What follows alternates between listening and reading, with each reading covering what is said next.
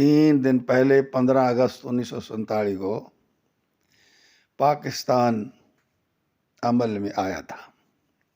3 दिन बाद सोमवार 18 अगस्त 1947 को पाकिस्तान की पहली ईद उल फितर मनाई गई।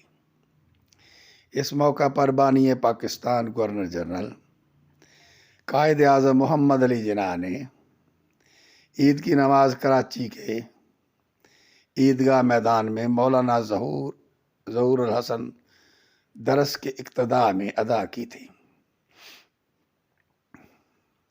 इस साल पाकिस्तान की पहली ईद उल ज़ुहा भी मनाई गई थी, जो जुम्मतुल मुबारक 24 अक्टूबर 1947 का दिन था।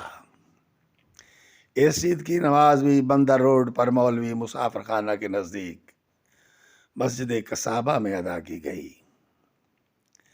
जो ईदगाह के नाम से मौरूफ थी। इस नमाज की इमामत भी मशहूर आलिम दीन मौलाना ज़हूर अल हसन दरस ने की थी। रवायत है कि मौलाना ने नमाज ईद की तकबीर शुरू की तो लोगों ने देखा कि गवर्नर जनरल और बानी पाकिस्तान देर से आने की वजह से आखिरी सफ़ों में खड़े हो गए थे।